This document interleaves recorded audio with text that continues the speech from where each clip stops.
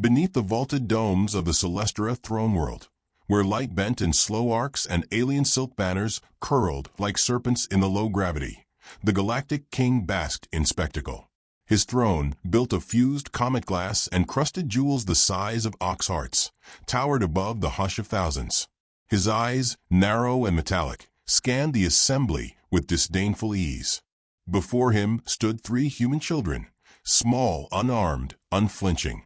The youngest, a curly-haired girl of 5, clutched a stuffed rabbit with one ear missing. The middle child, a solemn boy of 8, calmly picked at the panel of a ceremonial guard's boot as if boredom outweighed fear. The eldest, 10, stood with arms crossed and chin slightly tilted, watching the gathered nobles as though grading a school play. The king raised a scaly, gloved hand. "Behold," he bellowed, voice reverberating like thunder through a cracked canyon. "The offspring of earth, plucked from your blue marble like fruit from a low branch. Tell me, lords of the stars, do these creatures look like threats to empires?" Laughter rippled through the chamber. Tentacled ministers shook in delight. A gelatinous ambassador hiccuped bubbles. One robed noble wiped tears from 3 eyes. The girl blinked up at the king. "Do you have apple juice?" A silence spread like spilled ink. The king frowned. The audience murmured. Whispers in ancient dialects, some cautionary. The 10-year-old spoke next. "You're not supposed to take kids, you know. There are rules. Even monsters on Earth don't touch kids." "Rules," the king sneered. "Rules are for the ruled." He leaned forward, claws tapping the armrest. "Do you know who I am?" The boy didn't look up from the disassembled boot. "The guy who's gonna get grounded real hard." More laughter, though thinner now. The girl, still holding her rabbit, pointed toward a black monolith screen high above the court. "Daddy's gonna be mad." The nobles laughed again until the screen blinked. Just static at first. Then Earth seal. A feed. No sound. Just a still frame. A man in a flannel shirt, sitting alone in a wooden cabin. Weathered hands cradling a mug of something steaming. Quiet. Still. Just watching the screen. He looked ordinary. Clean-shaven. Hair short, streaked with iron gray. Eyes unreadable. Then the feed went black. The king chuckled nervously. A bluff. Earth has no standing army worth. A new voice cut across the room. He doesn't need an army. A senior strategist from the insectoid spires stepped forward, mandibles twitching. "My king, we advise returning the children immediately." The king barked a laugh. "Return them? No. I will send Earth a message. A clear one. No species denies tribute to the Dominion." Back on Earth, 49,000 miles from the moon's rim, inside a facility no official admitted existed, a young analyst stood frozen, headset sliding down her neck. "Sir," she whispered, "they took his kids." The admiral didn't answer. He simply removed his cap, placed it on the console, and stared at the blinking red dot on the star map.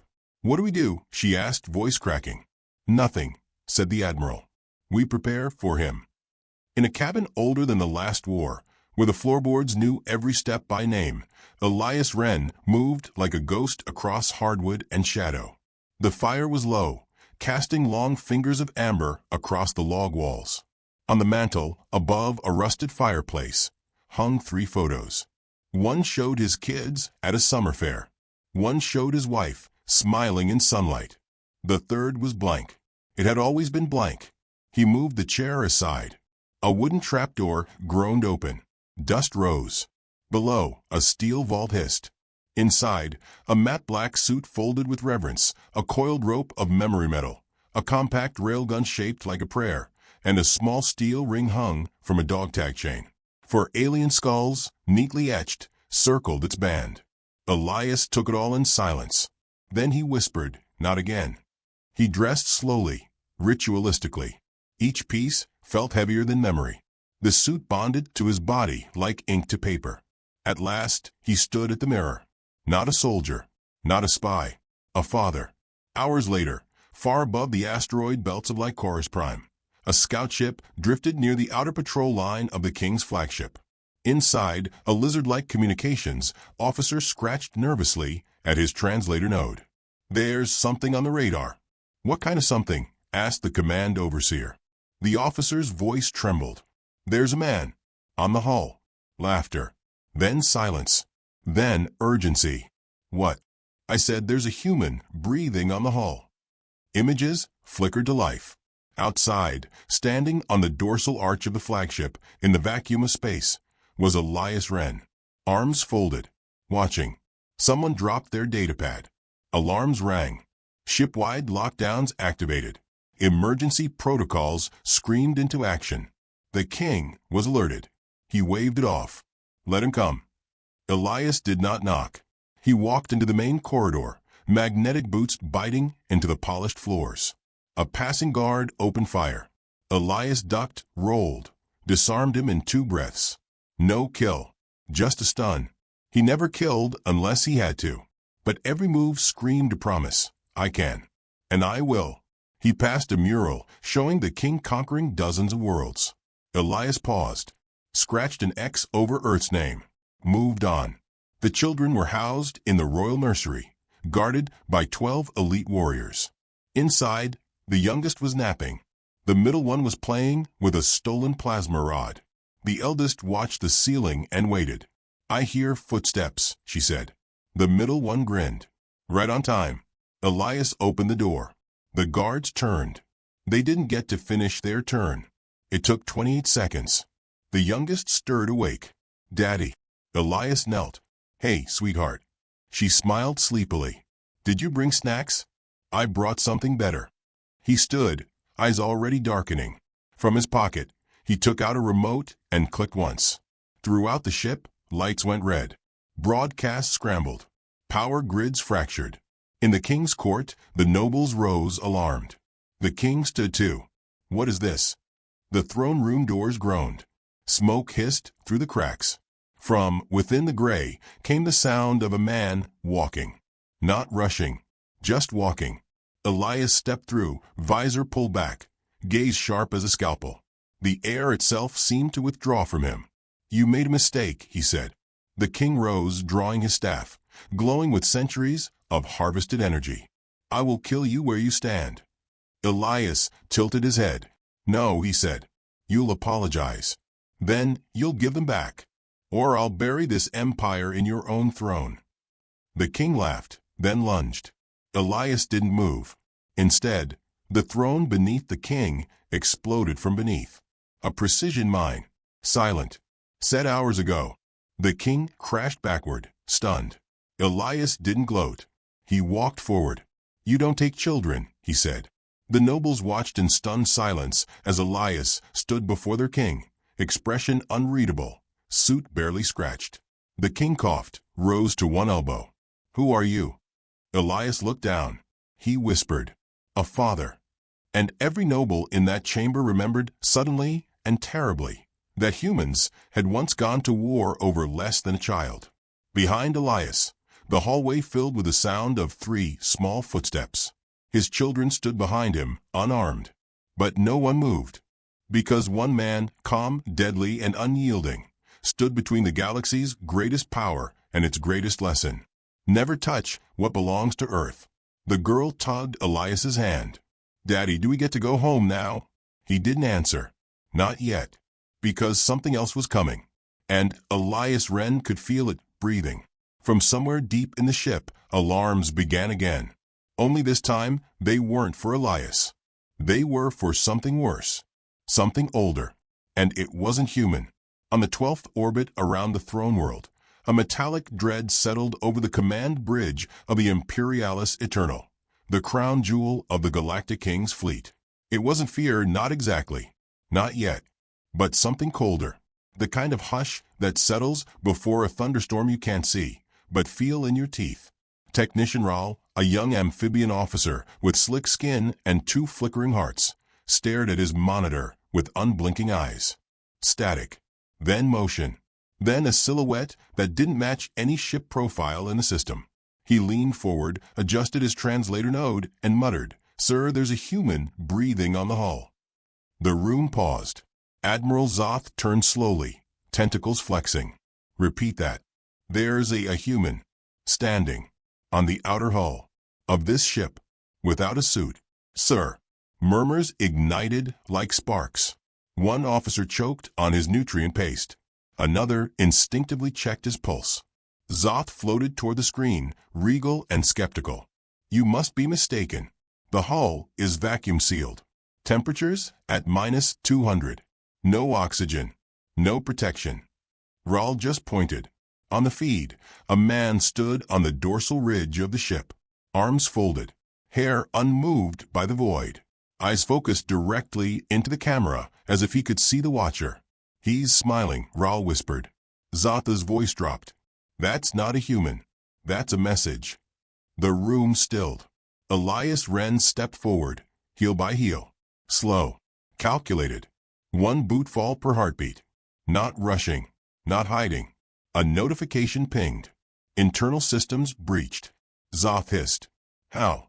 There was no entry point. A lower officer whimpered. Sir, he's not here to enter. He's already inside. In Corridor 7 near the Eco Core, an elite Drakari unit, 12 warriors bred in gladiator pits, standing 12 feet tall, with serrated limbs and venomous breath, found themselves face to face with a note taped to a console. Hi there. I'm here for the kids. Kindly don't interfere. One snorted. Is that a joke? Must be. Two of them laughed. The third exploded. A mist of blue fire took its place, along with a hissed warning from the floor speaker. Please stay out of the way. I'm trying not to make a mess. Elias passed silently above them, crouched in an access shaft, already disabling the next sector's gravity feed with a device no larger than a watch face. He worked with precision, but no joy. His face was expressionless. He wasn't here for vengeance. He was here for them. Meanwhile, back in the royal nursery, the eldest child, Nova, had disassembled a wall panel and jury-rigged a listening device from a toy drone and half a fork. Her brother, Beck, was trying to convince their guard to let him play Hop the Grenade for fun. The youngest, Sarah, sat cross-legged on the floor, humming a lullaby their mother once sang under summer skies. Her rabbit stared blankly, as it always had. Nova's device crackled. She listened. Carefully. Her smile widened. He's inside. Beck grinned. How far? Level 2. East venting shaft. For minutes to breach. Their guard blinked. What are you talking about? Sarah tilted her head. Daddy's coming. Across the command decks, reports flooded in. Sir, the lights on Deck 5 are cycling Morse patterns, Earth code. They say, tick, tock. An entire battalion has vanished. We only found helmets and chalk outlines. He locked the rear arsenal by whistling into the voice scanner. Zoth snapped, deploy the war singers. All of them. An elder gasped. The war singers haven't been activated in 600 years. He's been planning this longer. One by one, the ship's most dangerous security systems, the fire cord serpents, the mind-mirroring drones, the molten shadow guards, were unleashed. And yet, nothing stopped him. Elias Wren moved like rain through cracked ceilings. Soft. Unstoppable. A rhythm no one could mimic, and no one could stop once it started. He entered the navigation core. 3 engineers stood. Only one reached for a weapon. Elias knocked the blaster aside, tapped a button, and the gravity failed. They floated. He floated too, boots disengaged. He looked at them with quiet calm. You were never my enemy. Sit this out. One tried to resist. Elias didn't strike him. The console did, triggered by his motion. The engineer screamed as static electricity snapped across his body, freezing him in place. The others simply drifted away from Elias like leaves from fire. He passed through the room, fingers brushing control panels, code slipping from his wrist, display like ancient poetry. Every light turned red. The ship howled. In the king's war chamber, panic had begun its slow, bitter climb. He's breached 5 sectors, taken 0 casualties, rendered 32 soldiers unconscious. Not one shot fired, said the court strategist, trembling. The king snarled. What kind of warrior doesn't kill? The ambassador from the Tsuru Nebula whispered. The kind who doesn't need to. Outside the throne chamber, Elias paused. 3 doors. He studied each. Not for locks, he'd already bypassed those, but for symmetry. pressure sensors, heat distortions. He picked the left door. It led into a gallery of alien artifacts, metals from conquered worlds, weapons once feared by extinct races. At the center sat a globe of crystal. Inside, projected in real time, his 3 children, huddled but calm. Guards pacing nearby. Elias touched the globe.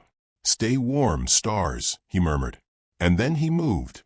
2 guards tried to intercept. He passed between them, a blur of precision. One's arm bent the wrong way. The other was asleep before hitting the floor. He opened the door. Beck was the first to speak. "You're late." Nova shrugged. "We handled recon. Systems are dumb. We got you a map." Sarah ran forward, clutching her rabbit. "We missed you." He knelt, wrapped his arms around them all. For a breath, just one, time stopped. Then his eyes opened. "We leave in 6 minutes." Nova grinned. "Clocked you at 5. They moved as one, through the servant tunnels, down past the relic vaults, past the Hall of Broken Kings, and then stopped. A silhouette blocked their path. Tall, metal-plated, unmoving. A war singer. It opened its mouth. The hum began. A song without melody, just pressure. Vibrations meant to scramble blood. It had leveled cities once. Elias held out a hand, shielding his kids. He pulled a coin from his belt, tossed it. It spun once, then flashed. Sound reversed. The war singer froze. Elias stepped forward and spoke directly into its face. "I have no music left in me, old friend." The machine's song died. Its head bowed, and it stepped aside. At the docking bay, their stolen escape vessel was ready. Nova had already hacked the boarding panel. Sarah pressed buttons with glee. Beck was setting up a false signature trail. Inside, Elias powered the engines. But then he paused. Not from hesitation, from recognition. Behind him, deep in the shadows of the bay, stood a boy. Not human. Young. Furred arms. 4 fingers. Big eyes. Terrified. Elias stepped forward slowly. "Who are you?" I clean floors," the boy said. "I brought your daughter a blanket once." Elias tilted his head. "Why?" She looked cold. Elias nodded. "What's your name?" "I don't think I have one." Elias knelt. "Now you do. It's gray." The boy's eyes filled. Elias rose, stepped into the ship, and said over his shoulder, "Don't follow orders you don't believe in. That's how monsters are born." The hatch closed. Engines roared. The ship vanished into stars. On the bridge, Zoth stood frozen as the long-range scanner blinked once. Then went dark. The room had no words. But someone whispered them anyway. "We didn't just steal his children." Zoth turned slowly. "We told him where to go next." A fresh alert rang. "Cryavault, Vault 17 breached." The strategist gasped. "Sir, Cryavault 17 stores ancient weapons of Earth. The ones they buried." Why would he? And then the message appeared. On every screen. On every ship. Across the Empire. Just 5 words. "You haven't learned yet." In the silence that followed, a child's voice echoed in the king's mind. So small, so certain. "My daddy's gonna be mad." And far above, a shadow began to eclipse the stars. But it wasn't a ship. It was the idea of him. Still out there. Still smiling. And still breathing on their hull. In the royal depths of the Imperialis Eternal, beneath towers of alien stone and circuitry older than starlight, the Galactic King waited on a throne of molten obsidian, carved with the screams of extinct species. His court had fled. The banners of 100 conquered worlds hung limp in the stale air. Outside, systems failed. Lights flickered like dying stars. The ship, the symbol of the Dominion's power, now echoed with a new sound. Silence. Not the comfortable silence of confidence, but the thick, clawing kind that only fear could forge. The king sat unmoving, his fingers drumming the skull of a long-dead Martian warlord. His tail flicked once, a twitch of unease. A dozen royal guards circled him, jittery. Even they, designed to die with honor, shifted like prey sensing the breath of something patient and near. He clenched a fist. "He is one man." No one replied. A screen blinked behind the throne. No feed. Just white text on black. Thrones are hollow when built on fear. The king snarled. Enough. A new voice echoed in the chamber, not from speakers, but from the shadows. Agreed. Every guard spun. Weapons primed. Eyes wide. From behind the central column, Elias Wren stepped into view. Unarmed. Unrushed. His suit glinted like oil under moonlight. His posture was quiet, but not passive. He moved like a man who knew how many steps it would take to kill everyone in the room. And more importantly, which breath. The king rose slowly. I should kill you where you stand. Elias nodded. You should have done it before you touched my kids. The king snarled. You think yourself a god? I'm a father. Elias's voice didn't rise. And that's worse. Without a word, the king flicked his wrist. A guard charged. Elias didn't flinch. The guard fell mid-lunge, choking on his own exosuit, twisted into a noose seconds before contact. No one had seen the throw, just the result. The king stepped down from the throne, weapon drawn. A staff, humming with void light, a relic older than Earth's pyramids. I have ruled for 400 years, the king hissed. I broke the bones of empires. I slaughtered prophets and rewrote time. What are you? Elias took one step closer. I'm the answer to the question you never asked. Another guard moved. A flicker of movement. A stun disc flew. Elias caught it, tossed it back, embedded it in the wall beside the king's head. No more guards moved. The king circled, calculating now. I underestimated your species. I won't again. You didn't underestimate my species, Elias said. You underestimated me. That's your last mistake. From the upper alcoves, his children watched. Hidden behind the golden drapery of ancient war tapestries, Nova held her breath. Beck clutched the trigger to the false alarm system. Sarah squeezed her rabbit tight. Their eyes weren't wide with fear, they were focused. Elias had trained them in whispers, in stories, in moments passed like bedtime fables. Not of war, of readiness. Daddy doesn't get angry, Nova had once said. He gets ready. Below, the king lunged. The floor exploded. A trap Nova had placed earlier, disguised as an alien incense urn, detonated, throwing the king off balance. Elias didn't capitalize. He waited. Let the king stand again. Then said, You know what bothers me most? The king wiped the blood from his mouth. What? You didn't even learn their names. He moved. Not fast, perfect. The king blocked high. Elias swept low. Metal cracked. Bones followed. The staff clattered across the marble. But Elias didn't kill. He stepped back. Let the king rise again. This was not for blood. This was for memory. You took children, Elias said, to make a point. You turned their innocence into performance. And for what? A political stunt? A power move? The king breath labored, eyes wide now whispered, I faced assassins. Warlords. What are you? I'm what happens when the galaxy forgets that Earth doesn't send warriors. Elias's voice dropped into cold steel. We send parents. A pause. Then the room dimmed. From above, a projection lit up, beamed from the children's hijack systems. Images played for the first time before an alien audience. Not war. Not terror. Loss. Earth cities burning. Children buried under rubble. Fathers holding photos. Mothers standing in courtrooms, asking for peace. And then retaliation. But it wasn't rage. It was precise. Entire enemy fleets disappearing overnight. Whole worlds rewritten without a shot fired. Just codes, viruses, whispers. The voice of a human mother spoke. We don't start wars. But if you take our children, we don't end them either. The projection faded. The king dropped to his knees. I didn't know. You didn't ask. Elias stepped forward, towered over him.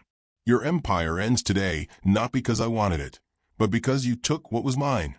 He turned to the last standing guard. Leave. The guard hesitated. Sarah's voice echoed through the chamber, clear, innocent. Please let my daddy finish. The guard dropped his weapon and ran. Elias bent, retrieved the staff, and placed it gently on the king's lap. "This was your symbol," he said. "Now it's just a stick." The king looked up, broken, shaking. "What happens now?" Elias looked toward the shadows. Behind a wall panel, a camera turned on. "Live. To the galaxy. To everyone watching," Elias said, his voice even. "This is what happens when you touch Earth's children." He stepped back, lifted his hand, snapped his fingers once. Across the fleet, every Earth-hacked system triggered. Alarms blared. Screens flipped. New law broadcasted. Children are off limits. Always. Everywhere. The code embedded itself in galactic law software, overriding treaties and imperial decrees. Anyone who violated it, system locked, ship disabled, funds frozen, name marked in red. The kind of message only a human could leave. One written not in anger, but structure. The king lowered his eyes. "What are you going to do to me?" Elias looked to his children, now stepping down into the room. Nova at his side. Beck holding a recording device. Sarah reaching up for his hand. He didn't answer. Because it wasn't his choice. Nova spoke instead. "We're going home." Beck added, "And we're leaving you here." The king's breath hitched. "You'll spare me?" "No," Elias said. "We'll let your people decide." He turned. Began walking. Then paused. "One more thing." The king, still on his knees, raised his eyes. "Your security camera. It's still on." And then Elias smiled. The king tried to speak, but the feed cut just as the floor beneath the throne opened, and his own war council stormed the room, faces twisted in horror and rage. They'd seen it all. Back in the hangar, the Wren family boarded their vessel. Not sleek, not grand, just a sturdy human ship, metal, truth, and welds. Nova strapped in. Beck checked navigation. Sarah sat in Elias's lap. He looked back once at the Imperialis Eternal, once the symbol of dominance, now a hollow shadow. "You okay, Daddy?" Sarah asked softly. He kissed her hair. "I am now." Nova looked out the viewport. "We changed something, didn't we?" "Not just something," Elias said. "Everything." As the ship lifted, far behind them, a single transmission escaped the galactic relay station, echoing across channels. Human protocol updated. Children untouchable. Earth has spoken. The ship jumped. Into silence. Into peace. But not before Nova flipped a final switch, sending one last message. Not words. A lullaby. Human. Soft. The kind mothers sang when stars fell too far. And for the first time in recorded Dominion history, a throne room wept. The sky over Earth was different now. Not to the eye, blue as ever, clouds drifting lazy in the atmosphere, but in the silence above it. Once, the stars held threats. Observation fleets, merchant scouts, listening stations. But after what had happened aboard the Imperialis Eternal, they scattered like startled birds. Whole sectors went dark. The galactic dominion didn't collapse in fire. It dissolved in shame. And Elias Wren, the man who broke its spine with a whisper, stood barefoot on his cabin's porch, watching his kids chase sunbeams across the meadow. He hadn't spoken in days. Not out of trauma, but clarity. He had done what he came to do. Brought them home. Dismantled a throne. Etched a law into the bones of the galaxy. And yet, something sat coiled behind his ribs, unspoken. A knowledge too bitter to voice. Because he hadn't shown the galaxy everything. Not yet. Behind him, the door creaked open. Nova stood there, arms crossed, hair windblown. "We're being watched again." He didn't turn. From orbit or further? Orbit. Stealth drone. Human-made. Elias nodded. "Let them watch." She stepped beside him. "You're not finished, are you?" He looked down at her. There was something in her eyes. Not fear, awareness. She had seen too much now to go back. None of them could. Beck still woke at night with quiet panic, fingers twitching for non-existent controls. Sarah had stopped drawing flowers and started sketching ships, ones with hidden blades and silent engines. "I never wanted this," Elias said. Nova stared ahead. "You never wanted to be a soldier either. But you were the best one." He let out a long breath. "That's the problem." From behind the ridge, a hummingbird drone appeared. It hovered, pulsing blue. A message blinked. Code stripe red. General summon. Full ghost status. Nova read it before he could. They want you back. I know. You going? He looked at his hand. Scarred. Not from battle, but from the doorframe he had punched the night they took his kids. I told them no war, he whispered. They made it one anyway. The drone hovered closer. He reached up, crushed it in one hand. It sparked once and fell silent. Daddy, Nova said gently, they won't stop. You hurt their pride. That's worse than hurting their soldiers. He turned to her fully now. Then they should have left my children out of it. In the galactic fringe, aboard a broken asteroid tether station, remnants of the former Dominion held an emergency gathering. Admiral Zoth, face burned, ego shattered, addressed the assembly. We can no longer rule through strength. Earth has stolen that narrative. A cloaked figure hissed, then we must bury them in silence. Silence is a luxury we've lost, another barked. Every empire is pulling back. Our worlds are defecting to Earth's peace code. We should have wiped them when they crawled from their oceans. Zoth leaned forward. We tried, and they smiled while we did it. The room went still. A message blinked on every console. We never wanted war, but you took our kids. Below it, coordinates. Earth side. Not from government. From him. At the border of the Sol system, 7 fleets of mixed alien warbands held formation. Pirates, mercenaries, exiled nobles.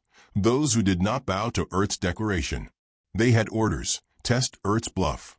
The commander of a lead vessel, a 6-eyed merc known as Viral, cracked his neck and said, he took down one ship. This is a fleet. Numbers always win. The stars ahead shimmered. He blinked. Checked again. Nothing. Then movement. Faint. Steady. Coming from the dark side of Neptune. Identify, his pilot said. But the scan returned nothing.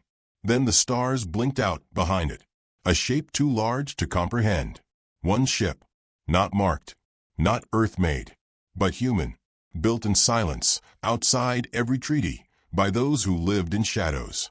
Viral's second-in-command stared. What is that? The voice that answered wasn't human. It was machine-processed. Ancient. Female. You took their children. This is your warning. Viral laughed. Fire everything. Dozens of weapons launched. They disappeared. Not exploded, absorbed. The black ship remained untouched. Then nothing. Not a shot fired.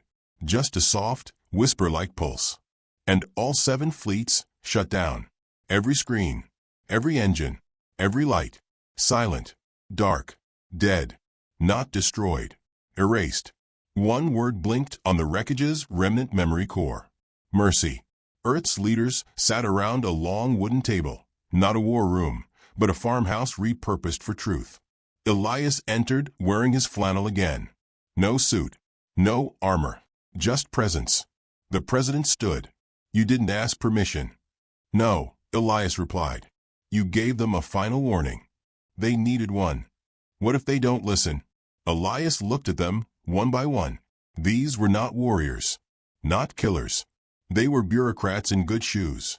He said calmly, then we stopped being polite. A hush. One senator stood. You want a war? I want our children to be untouchable. I want no father to bury a daughter because some crown needed leverage. I want every alien species, from spore to serpent, to think twice before abducting a human child. And if they don't, Elias looked out the window where Sarah played hopscotch in the dust. Then we burn the sky. Nova sat beside him later that night. Is it over? No. Will it ever be? Elias didn't answer. Instead, he handed her a data chip. What is it? A list. Of targets. No. Of people who helped save you. Guards who looked away. A janitor boy who gave you a blanket. Nova nodded slowly. You want to reward them. I want the galaxy to see what mercy looks like too. She tucked the chip into her pocket. You're not just a hunter, are you? No, Elias said softly. I'm a reminder. In the ruins of a throne world, where no banners flew anymore, the once galactic king sat beneath a broken arch, exiled by his own people. He watched the sky darken as ships passed in silence. Then a single capsule fell from orbit. It landed inches from his clawed feet. He opened it. Inside, a photograph. 3 human children, smiling, in a meadow. On the back, a message. They are safe. Be grateful. Not all stories end this way. There was no signature. But the king didn't need one. He folded the photo and wept. The galaxy didn't announce a new ruler. It didn't hold a vote. It adapted. Across thousands of systems, a new law held weight, not from fear, but understanding. The Wren Accord. No child of any race could be used in war, barter, or imprisonment. Violation was met not with legal action, but human attention. And that was enough. Because humans, the galaxy had learned, were not the most dangerous because of their weapons, but because they remembered. They remembered pain, names, faces. They remembered the cries of their own. And when they rose not as conquerors, but as fathers. Elias stood again on the porch. Nova approached. Message just came through. The Galactic Council wants to speak to you. Do they? They're asking for guidance on planetary ethics law. He raised an eyebrow. I hunt monsters. I don't draft constitutions. They don't trust anyone else. He paused, then chuckled. That's how it starts. She tilted her head. What? Empires. They start with trust. Then they start asking for too much. Nova leaned on the railing. Then say no. He looked out at the dusk. The stars flickered. No, he agreed. We protect. Then we vanish again. That's what ghosts do. She looked up. And if they come back? He turned toward the horizon. They won't come for you. Nova's voice dropped. How can you be sure? Elias didn't smile. He just said, because they know now. If they take you again, I won't come alone. Above Earth, deep in black orbit, 10 ships floated silently. Crewless. Unmarked. Human. Each bore the same message etched in silver. We never wanted war. But you took our kids. And below them, Earth spun. Blue. Brave. Waiting.